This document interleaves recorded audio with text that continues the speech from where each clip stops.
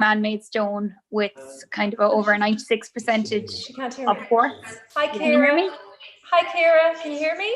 Hello, I can hear you. Can you hear me? I can hear you now. Is Jackie there as well? Can you hear me? Yeah. I can hear you, Jackie. Welcome, ladies. Thanks for joining us. Jackie, what a brilliant presentation. I'm sure everybody loved it. So many good points and hints and tips. Thanks. We have Ciara joining as well from Cosentino, and Ciara is one of our supporters who has been amazing throughout the past 8 weeks. We've had nothing but support and kindness from them. And today the two girls are going to answer some questions, literally some questions that we got in from the public. So Jackie, I'm going to start with yourself and I'm going to ask you, sinks in an island, good idea or bad idea? Okay, yeah, well, that's definitely one that comes up all the time in kitchen design, over and over again. And I suppose the short answer from my point of view is if you can leave them out of the island, it's preferable, okay? The reason being just it's going to take up a little bit more of your island space, which is your worktop, but also it can be messy, guys. You know, you've got the dirty dishes, you've got the pots and pans. So unless you're super clean, you're kind of going to be leaving them on display. Now, if your island is large enough, it can probably take it. So it's totally down to what you have to work with space-wise in your kitchen. If you can get it onto a different run, that's fine. And if you need to put it on the island, that's fine. But ideally, I would leave it off if I could. Having said that, it's totally down to the design of the kitchen. If you have a long island and you have room for it, it's grand. And sometimes the choice is, should I put the hob on the island or should I put the sink on the island? And you might have to choose between the two. And again, that can be down to your family situation. If you have small children, it's probably preferable not to put the hob in the island for safety reasons. And in that case, you can put the kitchen in, because I suppose there's only so much damage they can do with water, you know, as opposed to a hob and something hot. So it's really down to how much worktop space you have to play with. And if you have enough to leave the island clear, I always prefer to leave the island clear and use it instead for prep and for sitting at, and just for, you know, you have your bar stools and you can have your snacks there instead. Brilliant. So I wouldn't put the sink in unless I had to put the sink in. Yeah.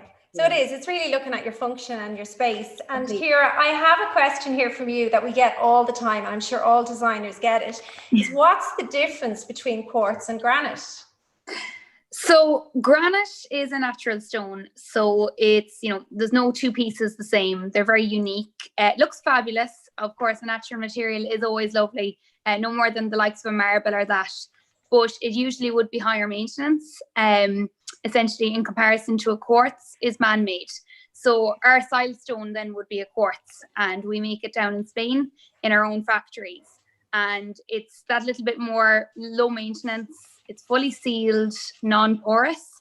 So it's more hygienic, really, I suppose, to go for the likes of a quartz over a granite. And in the last number of years, I think quartz has become an awful lot more popular than granite, to be honest. It used to be granite 10 years ago, big time. Everyone had a black granite top in their kitchen. Whereas various now, it's nearly gone down the quartz route, or even our ultra compact surfaces. Okay. And we have another question in here from Jackie, from Leslie. Integrated appliances, good idea or bad idea? Again, from my perspective, good all the way. Just in terms of streamlining your kitchen and having it very consistent looking, unless you have a feature appliance like, you know, one of the retro fridge, or, you know, something that really needs to stand out. That is a feature, yeah. Yeah, I mean, I think that can work really well. But if you're just going for standard appliances, I'd always say integrate, because it's going to make your kitchen look bigger, look more streamlined. It's going to give a consistency to it. Appliances are very functional. So, you know, I suppose it depends on the appliance too. So obviously if you have something like a gorgeous integrated coffee maker, that's going to look really well too. But I think the question might be more about things like dishwashers, like do you hide them with a door, you know, to get rid of the look of them. And those kinds of appliances, definitely, I say your washing machine, your dryer, your dishwasher, anything that's fully practical, totally integrate all the way. Okay. And there's another question in here, and this comes as part of my job a lot. I'm fed up with my kitchen, but it costs a fortune. What can I do to change it or give it a new look? Yeah, I think we all get asked that one, Adele, don't we? All the time. All the time. It's so costly to change I mean, obviously from your end, color is a huge thing, and repainting. And then from mine, it would be simple things like, if you just want to revamp, change the handles on the units, change the worktops, maybe change the backsplash tiling, things like that. Integrate a few appliances. But I mean, I'll give it over to you for color, because you know what can be done there. Yeah, well, I got to talk up next, so I'm sure Gwen is going to have loads of questions for me about things like that, because it is a huge thing and it can make such a massive difference. But Ciara, you mentioned colour when you were talking about the worktops. Are you finding that people are getting much braver in their worktop choices instead of just going for black? They are. It's fantastic. To be honest, the majority of our workshops, everyone's going for a white. They want to let the brightness into their kitchens, especially with the likes of the grey or the navy kitchen colours on the cabinetry. So like that, you two are both the experts when it comes to colour and the interior design layout of the room. But we are seeing an awful lot more. The majority of our worktops would be the whiter colours. Our best-selling silestone colour would be the Eternal Calicut Gold. So it's white with a very subtle vein through it, with slight kind of gold kind of vibe off it. But the other side of it is we're actually seeing an awful lot of darker kitchens as well. So a dark worktop with a dark kitchen. And it is something that you are seeing, I suppose, becoming more and more popular as well. So I think people are getting braver. People are listening to their designers and their architects. They're not just going with their regular old-fashioned kitchen anymore. They're letting their own personality come into things. And yeah, it's great to see, to be honest, personal preference and people listening to their designers. So yeah. Well, it's great for me to hear about colour. It's really great to see people being braver, not just in paint, but in their actual finishes. It's amazing, and it gives such personality to a space. Oh, absolutely. That one, Ciara, just maybe I can ask you, because my clients ask me this all the time about the white worktops. How, they always say, are they so easy to clean? If I leave a red wine glass on it, will I still have to clean up after it? Because they're so popular. White, everyone wants white at the moment, and it comes up over and over again. Yeah, look, if you're going for a good quality branded worktop, for example, of course, I'm going to be saying our silestone or our Tecton range, like they're coming with a 25-year guarantee. The main thing is, look, you spill your red wine, you spill your coffee. I mean, I'm a big red wine drinker, I'm a big coffee drinker as well. Sometimes you're going to spill them. You need to have that peace of mind that you can live in your kitchen. So invest in a good worktop like that. It's easy to clean up. Now, obviously, don't let it sit in overnight. Clean it before you go to bed or anything like that. That's what I say. It can take the spill, but just don't leave it there, for 20 Don't leave it there. Exactly. Now, even if you did leave it overnight, it'll still come off. Like, they're non-porous materials. It's not going to go into the stone, but it's just harder to clean. That's the main thing. So you're a bit of hot water, little bit of Sif Actifizz, or we sell a product called Q Action as well. And you're good to go. Yeah, but it's very low maintenance, which is handy, because I mean, you don't want the hassle. You've invested, a lot of money if you're going for a stone worktop. Absolutely, you want it to be low maintenance. You want to be able to live and enjoy, have your couple of glasses of wine, have people over for dinner, especially if you have kids and everything like that. Yeah, so they're relatively low maintenance. Maybe a good deep clean every 6 to 8 weeks. That's what I say too. Yeah. That's grand. I'm doing the right thing. So brilliant. We're all doing the right thing. It's good to hear. So Jackie, another techie question just about plugs. And I get this a lot.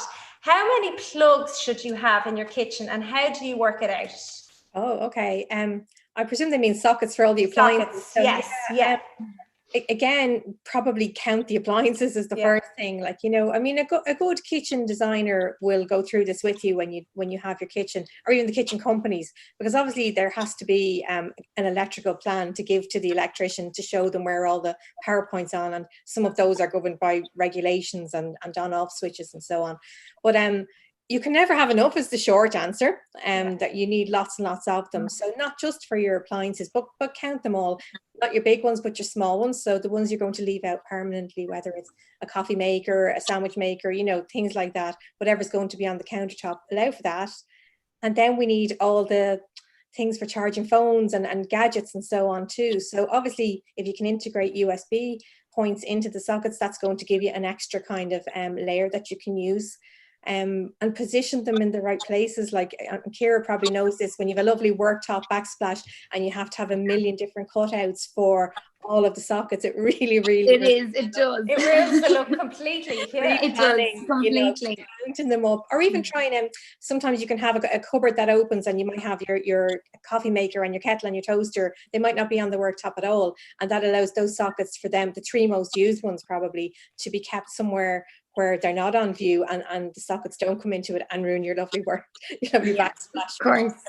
Yeah, especially because the joints and everything. And would you get an awful lot of inquiries for a pop-up socket into an island, for example, or anything like that? Point. I do get asked about it, and then there's always conflicting information on it as well as to whether it's the right thing. But if you're going to go that route, obviously it has to be cut out of the stone or whatever worktop you're using. Yeah. So it has to be a good quality one, because that's something that if it fails can cause a lot of trouble. But again, it's like having the sink in the island. If that's the only solution and you're going to need power to the island for appliances or anything like that, a pop-up socket sometimes is the way to go. It has to be done. Yeah. Sure, it's functional. So your kitchen has to be functional, so it has to be done. Of course.